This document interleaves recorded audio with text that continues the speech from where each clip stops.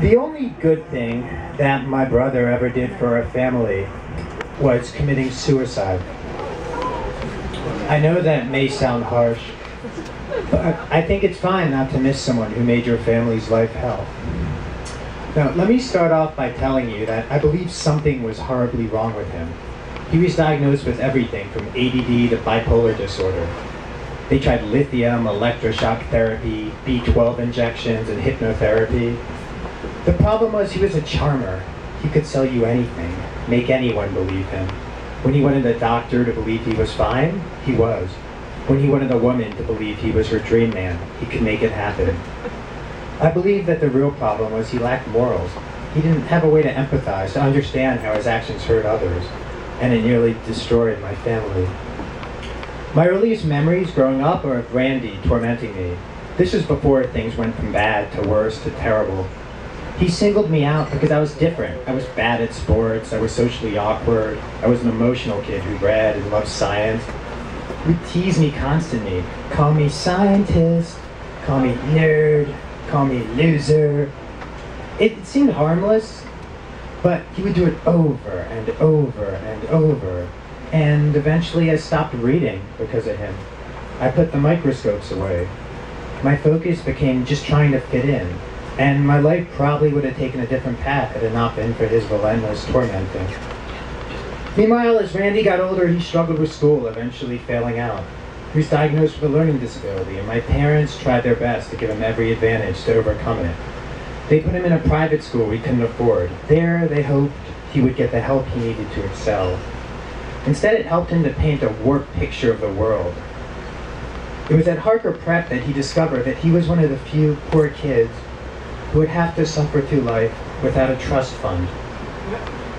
In this school, most of the kids were from very wealthy families, and he would scream at my parents for this insurmountable disadvantage. My father, in frustration one day, called him a parasite, and my younger brother and myself ran around the house chanting, "Parasite, parasite, Randy is a parasite." We tried to tell him that a lot of people grow up on food stamps. Nobody has trust funds. But he saw what he wanted to see. Jerry Chaffee's dad had a Jaguar dealership. He was set for life. Scott Sherman would inherit several $1 million on his 18th birthday. Randy felt like he was cursed to be born into an upper middle class Jewish family in Potomac, Maryland. And the only way he was going to get things even was by breaking all the rules. And everyone deserved what was coming. He barely graduated high school, and my parents found the only college that would let him in. It was Lynn University, Miami, and they had a program they thought could help him. Eventually, he did fail out of all of his classes by not going to any of them.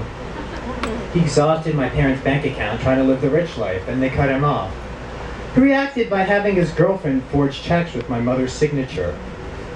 Around the same time, my older brother Ron discovered that Randy had used his birth certificate to get fake IDs in 23 states. Ron was in law school at the time and looking forward to seeing Randy go to jail. But my mother pleaded with him not to press charges. He finally ended up back at home around the time I went away to college. My parents tried to get him jobs by pulling favors, but he felt like he was better than that. He thought he was destined for greatness, and he was furious with my parents for not allowing him to inherit it. He would go off on my mom like she was garbage, some kind of whore. "You fucking bitch cunt, you ruined my life!" When I think about it now, I wish I could go back in time and throw a chair at his head and pummel him into the ground. But I don't think it would have made any difference. I had my theories about why she took it. Part of it was denial. She wanted so bad to believe that he was sick, that it was a mental problem, that it was fixable. Part of it was also the devotion to her children. She would say, "I would rather cut off a finger on my hand than abandon one of my kids." She just wasn't able to let him go.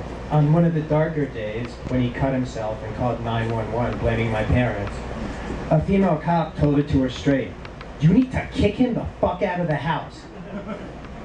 But it wasn't in her. It was worse though for my father. It tortured him that his own flesh and blood was hurting his wife so much. For him, family is about trust, and how you make your way in this world is by earning it. He was never handed anything in life. His father died and left him a bankrupt business. He had to drop out of school to build it and take care of his sick mother. That was the sort of man he was, and I think it was so hard for him to understand how Randy came to be. He never understood his sense of entitlement. And things just kept getting worse. The summer of his first felony, I was on campus. I never lived at home during summer breaks because of him. My younger brother Mike and I raced back after his arrest to calm my parents. Apparently, he had pounds and pounds of marijuana being shipped from Arizona. The police searched the house and just missed finding some of his other stashes. My dad tried to explain to him that the police could have confiscated the house. We could have lost everything. Randy never expressed any regret beyond his misfortune at getting caught. It was my parents' fault, after all. He was simply born into this situation. He continued to verbally abuse them, and occasionally break things. My older brother Ron refused to let his children stay at the house when Randy was living there. My younger brother got into a fist fight with him when he kicked the dog we all loved. By the time of his second felony, things started going downhill faster.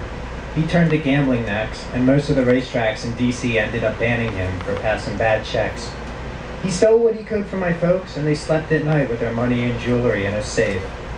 And Randy discovered cocaine to help him cope, and when that got too expensive, crack.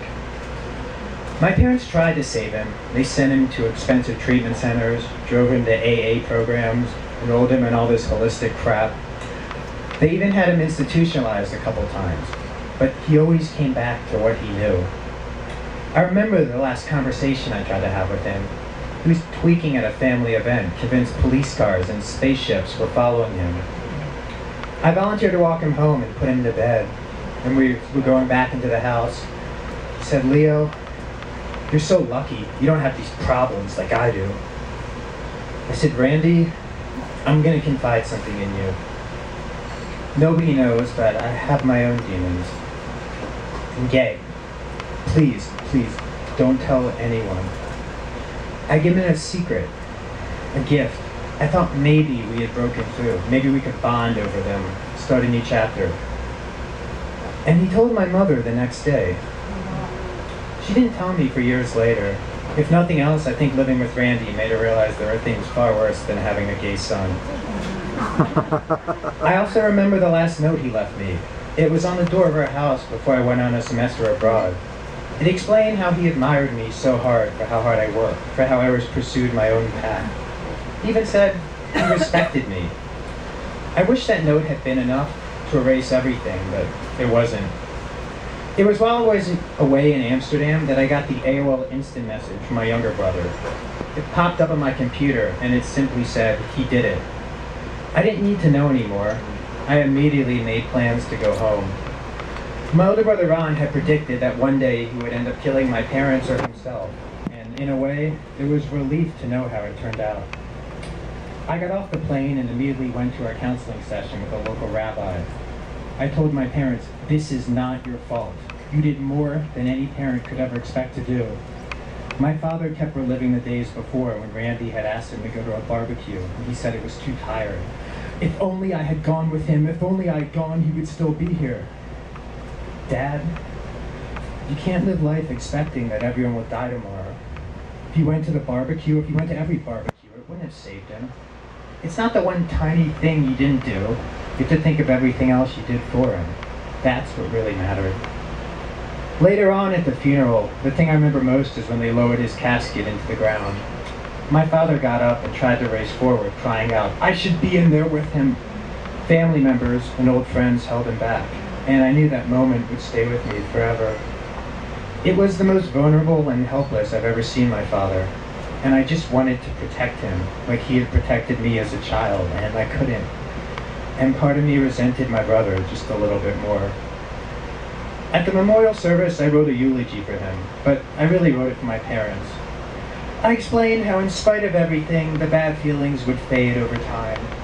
But if Randy had one gift, it was laughter. And time will dull the harsh edges of pain, and what we'll be left with is one big smile. I didn't believe any of what I wrote, but something positive needed to be said, and this wasn't about him anymore. It was about the rest of my family. After the service, my remaining brothers and I searched his room and sorted the mountains of trash into bags. If you've ever seen a crack addict's room, it's not a pretty sight. And we told my parents that we didn't find any kind of suicide note. He had partially done this for my father's benefit, that their life would be easier without him, and he was giving them exactly what they wanted. It was a letter that if my father had found would have given him a lifetime of guilt. I hid the letter in a bad paperback I knew no one would ever open on some random bookshelf in the attic. And I wondered, did I have the right to control his last words? As cruel as they were, there would be no more. This was it. But I was also petrified my father would stumble onto it someday. I held onto it for months, not knowing what to do. And finally, I made a decision. I realized that I would never understand my brother, and I honestly hope I never do. But for once, for one last time, I wasn't helpless. This was the last piece of him, the last thing he left to the world, and I was able to do something. I thought back to my father at the funeral, and that moment he seemed so utterly destroyed. Randy had hurt my parents enough, and it was time to start healing. I flushed the toilet, and the last shreds of paper swirled around, carrying his last piece of spite with it. I wonder sometimes if I'm a bad person because I'm still bitter, but most of the time I don't.